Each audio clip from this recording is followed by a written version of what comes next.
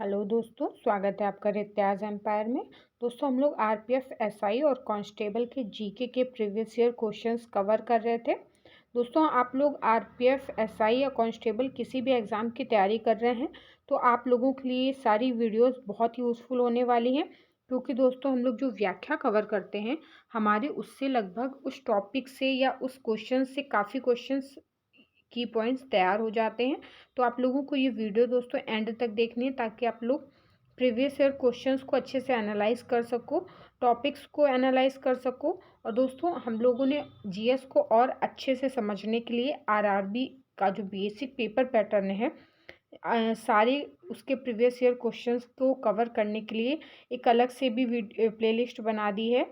उसमें हम लोग टॉपिक वाइज दोस्तों आरआरबी के प्रीवियस ईयर क्वेश्चंस कवर करेंगे, ताकि हमें ये समझ में भी आ जाए कि किस टॉपिक से कैसे क्वेश्चन बन रहे हैं या कौन सा टॉपिक ज़्यादा इम्पॉर्टेंट है जिससे ज़्यादा क्वेश्चन बन रहे हैं, और कौन से टॉपिक से कम क्वेश्चन बन रहे हैं तो उस पर हमें कम मेहनत करनी है।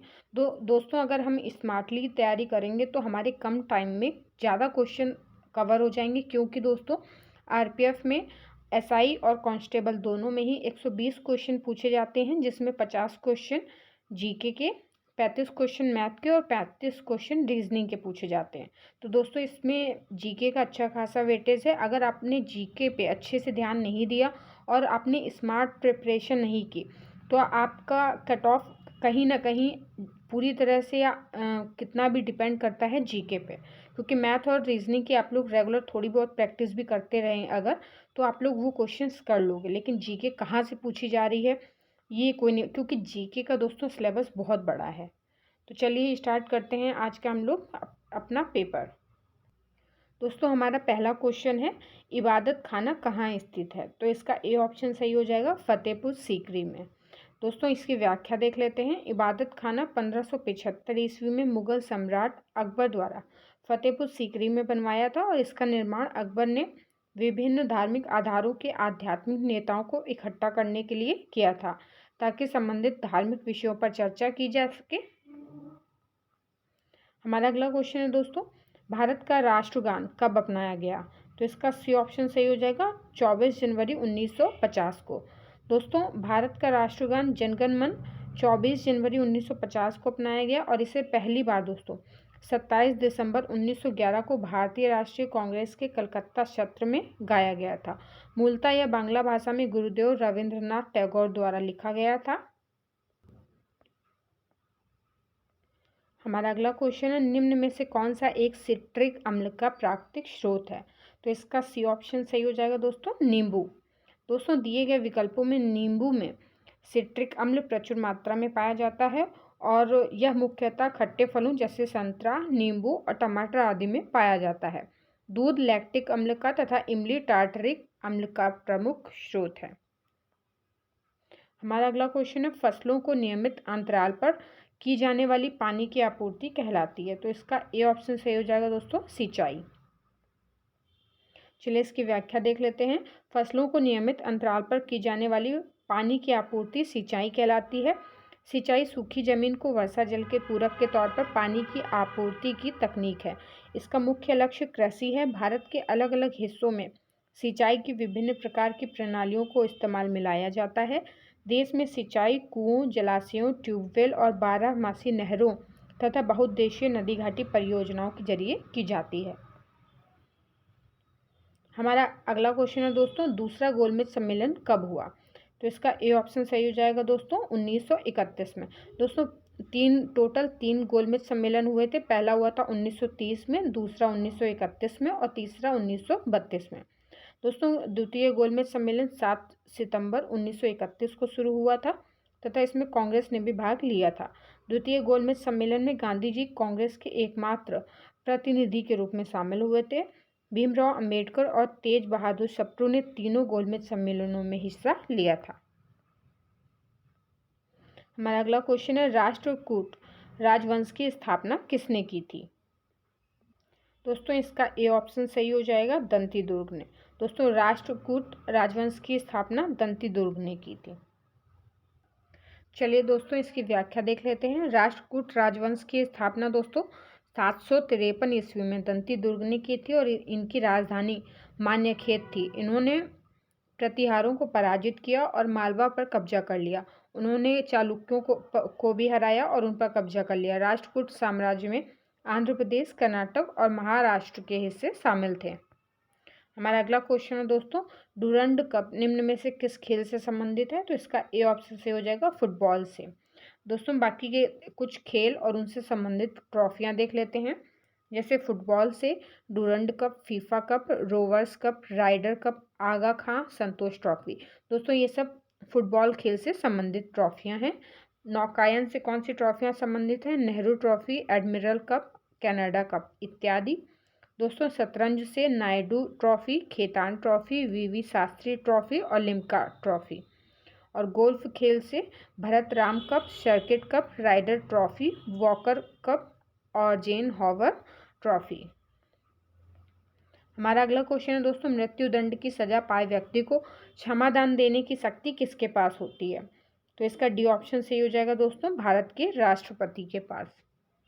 चलिए व्याख्या देख लेते हैं। भारतीय संविधान अनुच्छेद 72 के तहत भारत राष्ट्रपति के पास अपराध के लिए दोषी ठहराए गए किसी भी व्यक्ति की सजा को माफ करने, राहत देने, छूट देने या निलंबित करने, हटाने या कम करने की शक्ति होगी।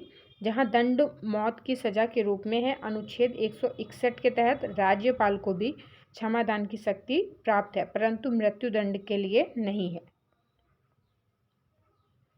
हमारा अगला क्वेश्चन है दोस्तों, लॉर्ड लिनलिथगो द्वारा अगस्त प्रस्ताव निम्न में से किस वर्ष में लाया गया? दोस्तों इसका सी ऑप्शन सही हो जाएगा, 1940 में। भारत के वायसराय लॉर्ड लिनलिथगो ने अगस्त 1940 को अगस्त प्रस्ताव पेश किया था। यह द्वितीय विश्व युद्ध में भारतीयों के सहयोग को सुरक्षित करने का प्रयास था। उस समय विंस्टन चर्चिल इंग्लैंड के प्रधानमंत्री थे।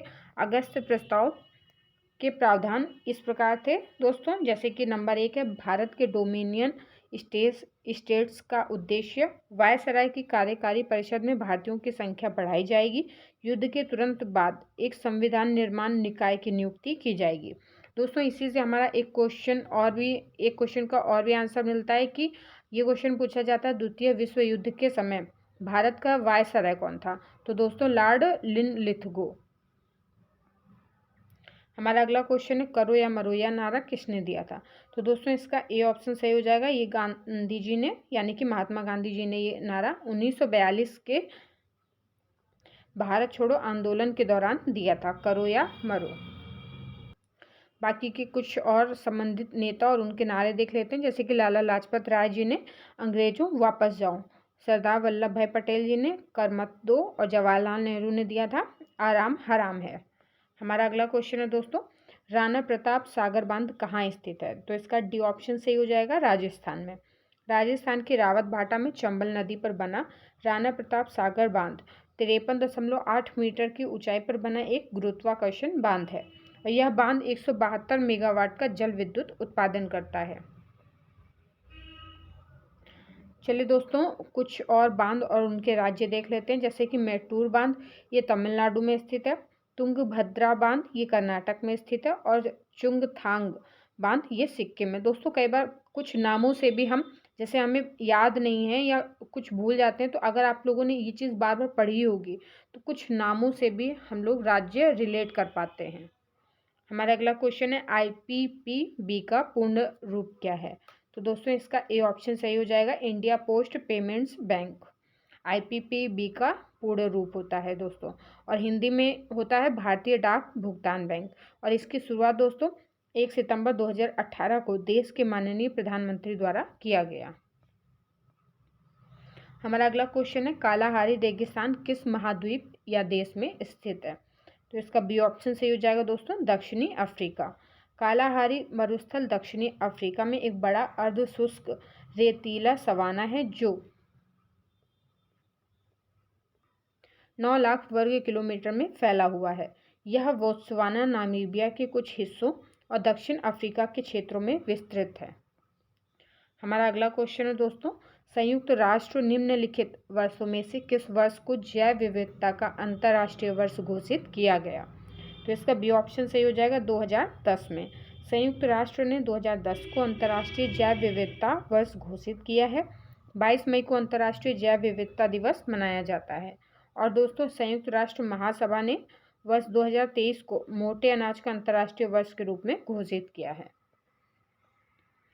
हमारा अगला क्वेश्चन है, स्वतंत्र भारत का पहला भारतीय गवर्नर जनरल कौन था?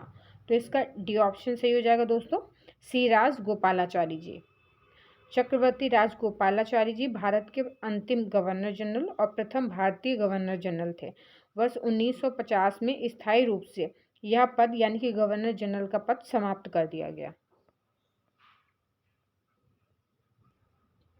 हमारा अगला क्वेश्चन है दोस्तों, किसी वस्तु को केंद्र से बाहर की ओर झुकाने अथवा ढकेलने के लिए कार्य करने वाला छद्म बल कहलाता है।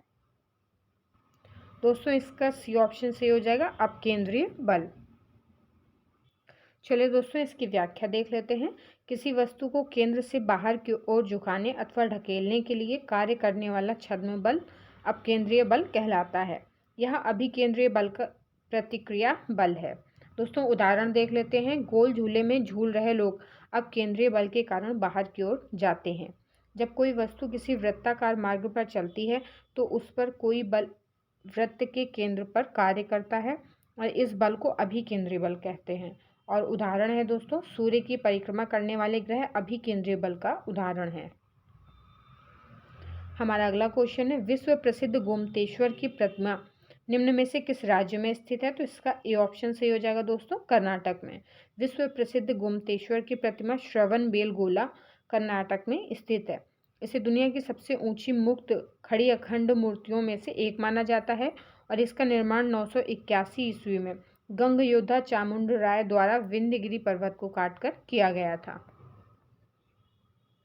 हमारा अगला क्वेश्चन है दोस्तों, विक्रमशिला विश्वविद्यालय कहाँ स्थित था? तो इसका डी ऑप्शन सही हो जाएगा, बिहार में। विक्रमशिला भारत का एक प्रसिद्ध शिक्षा केंद्र था। विक्रमशिला विश्वविद्यालय की स्थापना पाल शासक धर्मपाल ने की थी और यह बिहार के भागलपुर में स्थित है। 12वीं शताब्दी में बख्तियार खिलजी ने इस विश्वविद्यालय को नष्ट कर दिया था। दोस्तों, हमारा अगला क्वेश्चन है, अमरावती वास्तुकला को सर्वप्रथम किन शासकों द्वारा संरक्षण प्राप्त हुआ? तो इसका बी ऑप्शन सही हो जाएगा दोस्तों, सातवाहन राजवंश।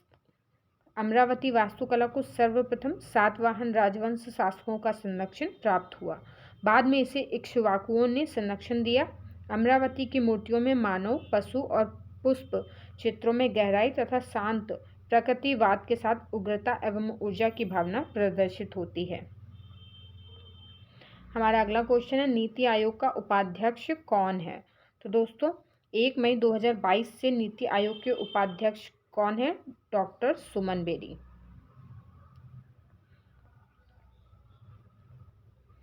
अगला क्वेश्चन है, विदेशी मुद्रा परिवर्तनीय बॉन्ड भारतीय कंपनियों द्वारा विदेशी मुद्रा में जारी किए गए वे लिखित दस्तावेज हैं जो कूपन और मूल भुगतान के विकल्प नहीं हैं अथवा नहीं हो सकते हैं। तो इसका बी ऑप्शन सही हो जाएगा, अर्ध ऋण।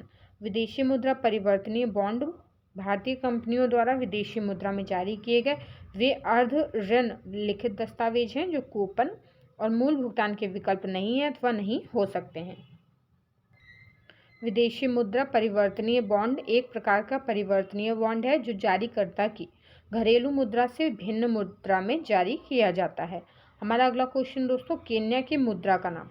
दोस्तों, मैं आप लोगों को लगभग हर वीडियो में ये चीज़ बता चुकी हूँ कि खेल से संबंधित जितने भी क्वेश्चन बन सकते हैं वो आपको ज़रूर याद करने हैं, सारे जितने भी स्टैटिक है क्वेश्चंस बन रहे हैं। और दोस्तों, हर देश की जितने भी देश हैं सारे देशों की मुद्राएं और उनकी राजधानियाँ, साथ में भारत के राज्यों की राजधानियाँ आप लोगों को अच्छे से याद करनी है। दोस्तों, केन्या की मुद्रा केन्याई शिलिंग है और केन्या की मुद्रा केन्याई शिलिंग है और केन्या की राजधानी नैरोबी है। केन्या की आधिकारिक भाषा दोस्तों स्वाहिली है। हमारा अगला क्वेश्चन है, छोटी दूरी की धावक हिमा दास को किस राज्य में खेलों का ब्रांड एम्बेसडर बनाया है? तो इसका ए ऑप्शन से हो जाएगा दोस्तों, असम का। असम सरकार ने एथलीट हिमा दास को राज्य का स्पोर्ट्स ब्रांड एम्बेसडर बनाया है और हिमा दास एक भारतीय एथलीट हैं। और IAAF world under 20 athletics championship की 400 मीटर दौड़ स्पर्धा में स्वर्ण पदक जीतने वाली पहली भारतीय महिला खिलाड़ी हैं। हमारा अगला क्वेश्चन है दोस्तों, केंद्र शासित प्रदेश दिल्ली में कितने संसदीय निर्वाचन क्षेत्र हैं?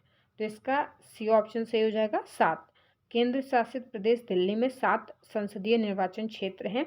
देश को 543 संसदीय निर्वाचन क्षेत्रों में विभाजित किया गया है, जिसमें से प्रत्येक संसदीय क्षेत्र से एक सांसद को निर्वाचित किया जाता है। हमारा अगला क्वेश्चन है दोस्तों, 2011 की जनगणना के अनुसार किस भारतीय राज्य की जनसंख्या सबसे अधिक है? तो इसका सी ऑप्शन सही हो जाएगा उत्तर प्रदेश। 2011 की जनगणना के अनुसार उत्तर प्रदेश राज्य की जनसंख्या सबसे अधिक है। भारत में अन्य 2 सबसे अधिक आबादी वाले राज्य महाराष्ट्र एवं बिहार हैं, जबकि 2011 की जनगणना के अनुसार बिहार प्रति वर्ग किलोमीटर 1106 व्यक्तियों के साथ जनसंख्या घनत्व के मामले में सबसे ऊपर है। यूपी में 829 व्यक्ति प्रति वर्ग किलोमीटर है। दोस्तों आज की वीडियो में इतने ही क्वेश्चंस रहेंगे। हम लोग इसकी नेक्स्ट वीडियो में इसके आगे के क्वेश्चंस कवर करेंगे। दोस्तों एंड तक वीडियोस देखा करिए ताकि आप लोगों की ये जो ट्रिकी पॉइंट्स हैं और आप लोगों का जो एनालिसिस है ये अच्छे से हो सके।